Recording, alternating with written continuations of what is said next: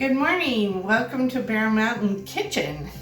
I'm working on drying some garlic, and I'm going to show you what we did. So stay tuned.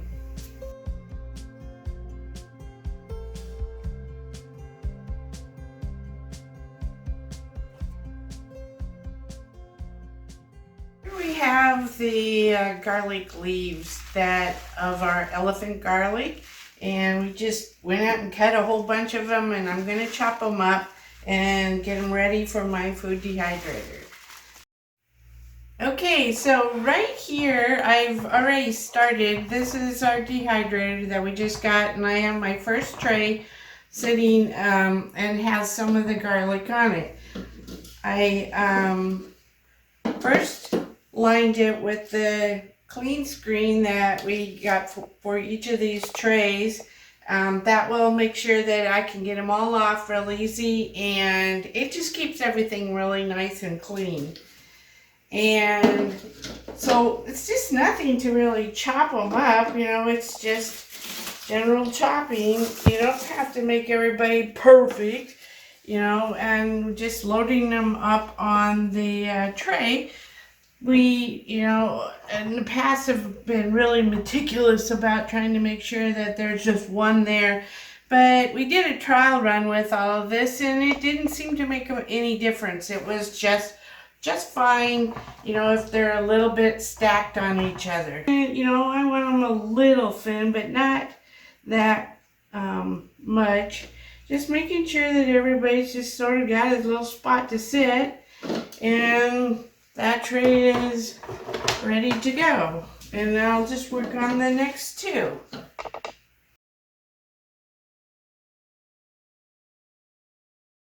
So I've got them pretty much stacked, and this is my last group, so I'm filling out the last tray.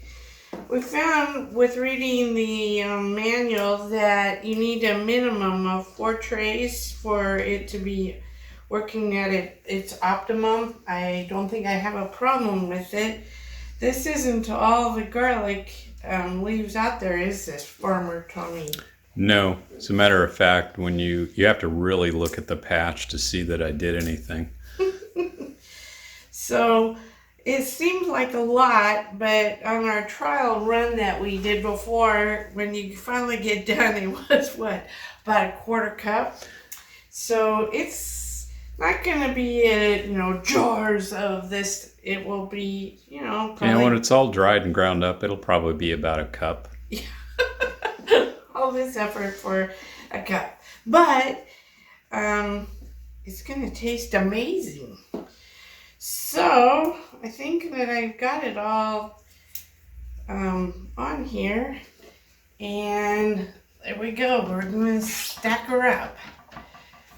The interesting thing about our trial run on this is intensely fragrant, strong, garlically strong, if that's such a word. At a certain point after our trial run with about an hour, I could hardly be in the house. It was so intense. So I even have more this time, so I'm not going to dry it in the house. We're going to take it to the porch. So hang on while I move it to the porch. Okay, so I moved the food dehydrator out to our porch off of our kitchen. Please don't look at the cobwebs, we haven't cleaned yet. And because it's just way too strong to have in the house. I've got the temperature gauge to 135, and I'm going to turn it on. But one of the things that I was concerned about around here, there's all kinds of bugs and stuff, and then the leaves on our, the flowers on our fruit trees and cherry trees and stuff are flying in the air. I don't want those going down in here, so I'm taking my handy dandy strainer, and I'm just going to set it on top of the hole just to keep stuff out but good airflow going through. So I'm going to turn it on and we'll start the drying process, and then we'll check back in a few hours to see where we are. And there we go. So it's been about a little over 7 hours of drying, and I have a few pictures that show it at different stages of 2 hours and 4 hours, and I'm going to try and enter those into this video. But we're now where all the trays are done, and so we've been whirling them up in our little Cuisinart mini, and I'm going to finish this last tray here by getting these in here. The smell of garlic is not too strong, just about right. It was very intense on the porch when I kept checking to see how they were going. We had a few visits with our cats who were really crazed on what the heck we were doing out there. Anyway, so it takes about 1 tray to fill this little Cuisinart and to get it ready to zip up. And what I'm going to do is pulse it so that it just doesn't make it into a super fine powder, but just breaks it down. But we're not real picky about, if there's some larger leaves that we can use, because when we started to cook with it, it wasn't a big deal. And so I'll get this on here, and pardon the noise, but it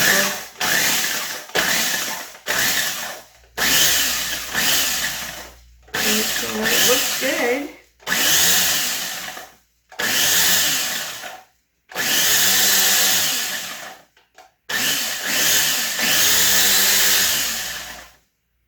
And I still got a couple of little large chunks in there, but I think we're pretty good. So 1 tray reduced to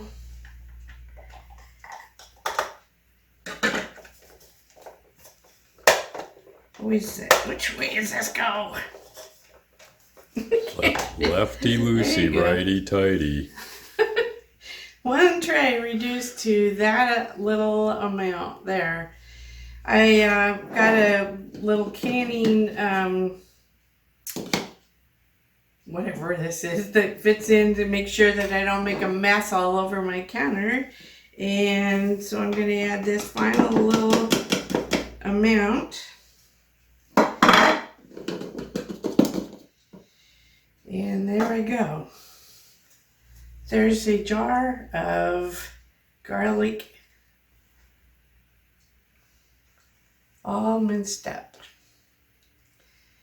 We've been using it on eggs, and we've put some in potatoes and salad type fixings and some steamed vegetables. And it's very tasty, don't you agree? Mm-hmm. So it's very light garlic flavor. So you could also, just put the full leaf into a bigger jar, and then just pick out what you want, and you could use a little mortar and pestle to grind them up, or just throw them into whatever, like a stew or something as the large size, and that will work also. You can also take this and say you dried something else, like we have rosemary, dry that, and then maybe a thyme or sage or something else, and then put them all together as your own little herb mix, and that would be wonderful too. So we took a huge handful of garlic leeks, elephant garlic, and reduced the leaves part down to 1 pint. 9, is that what it was? 9 trays to this. And so how do you keep it from losing its potency? What do you do? How do you store it? I have a lid, a canning jar lid, that I'm gonna put it, tighten it up in the in there. It's now into a, I'm not sealing the jar, you know, through any kind of thing.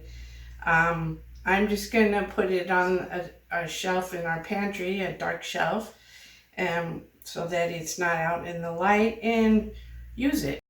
Okay, so I have it, all of the garlic is all ground up, but that starts the clock ticking in terms of how long the flavor and wonderfulness of it will last. 6 months is kind of the outside, maybe, you know, 10 months or so. But it's really important that you put it in something like a jar with an airtight lid on it. I'm not sealing it down, but it's on there to keep air out. The air and moisture in the air causes this to break down. So you want to put it somewhere in the dark where it's cool and for long-term storage. But that long-term storage is about 6 months. You don't want to put something away and 3 years later look at it and go, oh, oops. And it might be wise to put a date on it, you know, to know when you did this and what it is. You could look at this and go, what the heck is this? Till you open it and you go, oh yeah. This will take us into the fall. We'll probably do this a couple more times, and it'll take us into the fall, and then we can use our garlic to flavor our food. So this is just going to be sort of the light flavoring throughout the summer with all the wonderful summer veggies and stuff, where you want maybe a lighter touch. And then the garlic that we will have in the fall will be more rich for stews and soups and that kind of thing. So that's what I recommend, putting it in a jar and keeping it in a dark, cool place. So if you have any questions, you know, just drop us a line down below. And thank you for stopping by to see what we're working on in Bear Mountain Kitchen. And hope you come by soon again. So take care. Bye. Bye-bye.